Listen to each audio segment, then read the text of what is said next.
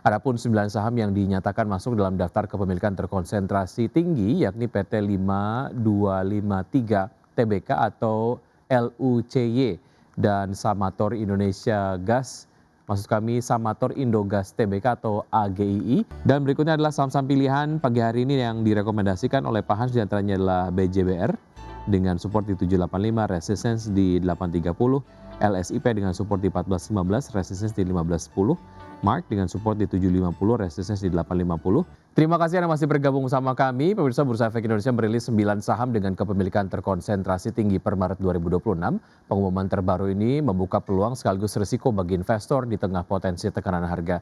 Adapun 9 saham yang dinyatakan masuk dalam daftar kepemilikan terkonsentrasi tinggi yakni PT 5253 TBK atau LUCY dan Samator Indonesia Gas, maksud kami Samator Indogas TBK atau AGII, PT Satria Mega Kencana TBK atau SOTS, dan iFish Deco TBK atau IFSH, PT Panca Anugrah Wisesa TBK atau MGLV, dan PT Rockfields Indonesia ataupun Rockfields Property Indonesia atau ROCK, dan setelah itu PT Abadi Lestari Indonesia atau RLCO, PT Dian Swasta Tika Sentosa TBK DSSA, serta Barito Renewables Energy TBK atau BREN.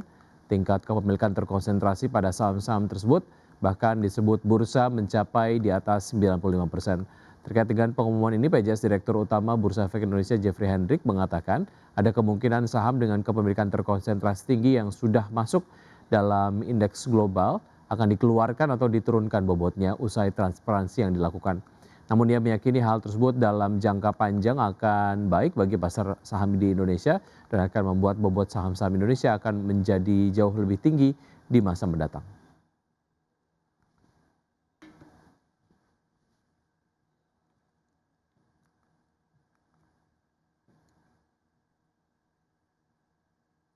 Kembali di Market Buzz pemirsa, PT Daya Mitra Telekomunikasi TBK atau Mitratel membukukan kinerja positif di sepanjang tahun 2025. Ya, ditopang oleh pertumbuhan pendapatan, laba bersih perseroan naik 5,04% year on year mencapai 2,12 triliun rupiah. Emiten telekomunikasi anak usaha Telkom PT Daya Mitra Telekomunikasi TBK membukukan laba bersih sebesar 2,12 triliun rupiah sepanjang tahun 2025. Nilai tersebut naik 5,04% sejalan dengan pendapatan perseroan yang bertumbuh. Mengutip laporan keuangan 2025, Mitratel membukukan total pendapatan sebesar 9,53 triliun rupiah. Kinerja top line meningkat 2,43% dibandingkan dengan pendapatan tahun 2024 sebesar 9,31 triliun rupiah.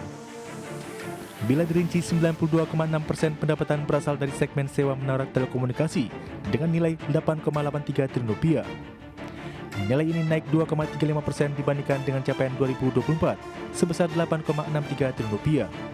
Sisanya pendapatan jasa konstruksi naik 4,98% menjadi 671,17 miliar rupiah, serta pendapatan jasa dan sewa listrik menyusut 21,75% menjadi 29,99 miliar rupiah. Di sisi lain, beban pokok pendapatan naik 4,91% dari 4,51 triliun rupiah menjadi 4,73 triliun rupiah. Dengan menghitung selisih pendapatan dan beban pokok pendapatan, perseroan meraup laba bruto 4,81 triliun rupiah. Alhasil laba tahun berjalan atau laba bersih perseroan di tahun 2025 mencapai 2,12 triliun rupiah atau meningkat 5,04% dibandingkan rehan di tahun sebelumnya. Berbagai sumber untuk IDX Inline. Ya, pemulihan kinerja Garuda Indonesia Group kian menguat seiring perbaikan fundamental anak usahanya di lini maintenance, yakni PT Garuda Maintenance Facility Aero Asia Tbk yang menjadi penopang utama kesiapan armada dan keberlanjutan operasional penerbangan.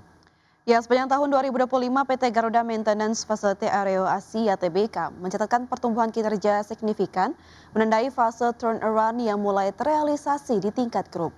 Berdasarkan laporan keuangan, perseroan membukukan pendapatan sebesar 491,9 juta dolar Amerika atau sekitar 8,25 triliun rupiah. Pendapatan tersebut tumbuh 16,8% secara tahunan.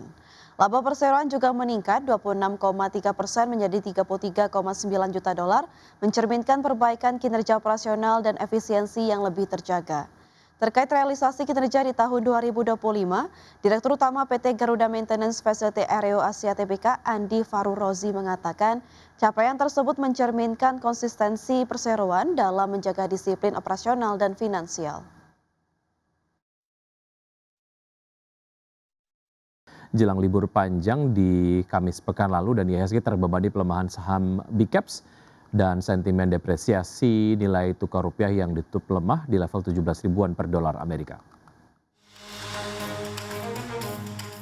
Indeks harga saham gabungan atau IHSG ditutup koreksi dalam 2,19% di level 7.026,78 di perdagangan Kamis pekan lalu. Capaian ini membuat IHSG secara mingguan melemah 1,92% dan year to date melemah 18,74%. Pelemahan IHSG ini disokong hampir seluruh indeks sektoral. Sektor dengan pelemahan terdalam dicetak sektor basic material merosot 4,86%. Sektor infrastruktur anjlok 3,96% dan sektor energi tergelincir 2,94%. Sementara itu sektor barang konsumen primer menjadi satu-satunya sektoral yang menguat setelah naik 0,45%. IHSG melemah dalam terbebani koreksi beberapa saham Big Caps. Dari saham kumulasi Prajogo Pangestu, saham Brand menjadi pemberat utama ditutup anjlok 12,73% ke level Rp4.800 per saham dan banding IHSG di 25,53 poin.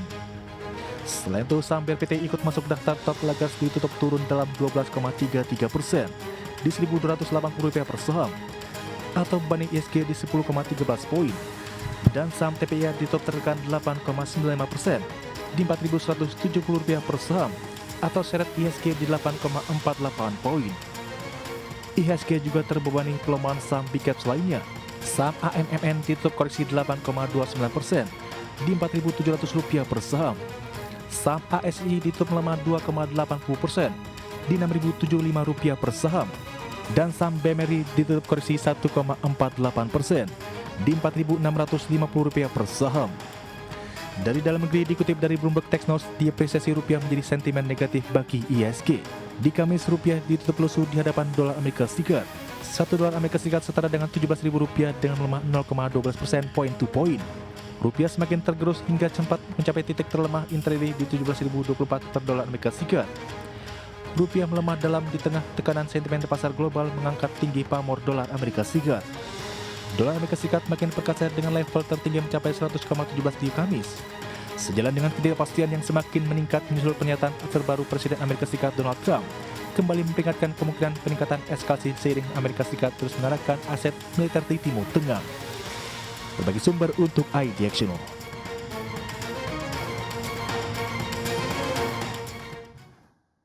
Ya, sementara itu ketegangan di Timur Tengah meningkat usai Presiden Amerika Serikat Donald Trump mengancam akan menyerang infrastruktur vital Iran jika Selat Hormuz tidak segera dibuka.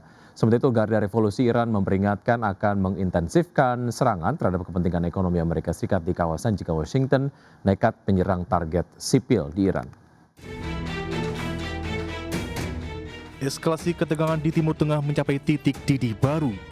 Presiden Amerika Serikat Donald Trump dalam serangkaian unggahan di platform Truth Social pada Minggu Paskah melontarkan ancaman keras akan mengguyur infrastruktur vital Iran dengan serangan udara jika Selat Hormuz tidak segera dibuka kembali. Pernyataan ini merujuk pada jalur pelayaran strategis yang telah diblokade Teheran sejak Amerika Serikat dan Israel meluncurkan operasi militer ke Iran lebih dari sebulan lalu. Ultimatum ini muncul menyusul operasi penyelamatan dramatis selama 48 jam terhadap 2 pilot Amerika Serikat di wilayah Iran. Trump menyebut keberhasilan evakuasi tersebut sebagai keajaiban Paskah. Melalui pesan teks pada NBC News, Trump menyatakan bahwa salah satu pilot yang diselamatkan berpangkat kolonel dan dalam kondisi luka parah. Sebagaimana diketahui, blokade Selat Hormuz oleh Iran telah memukul ekonomi global, khususnya di sektor energi. Sementara itu, meskipun Trump mengklaim bahwa kesepakatan mungkin tercapai pada Senin 6 April, ia tetap menyiapkan operasi militer agresif.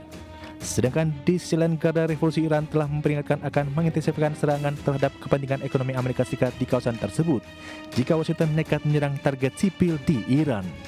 Berbagai sumber untuk iDiactional.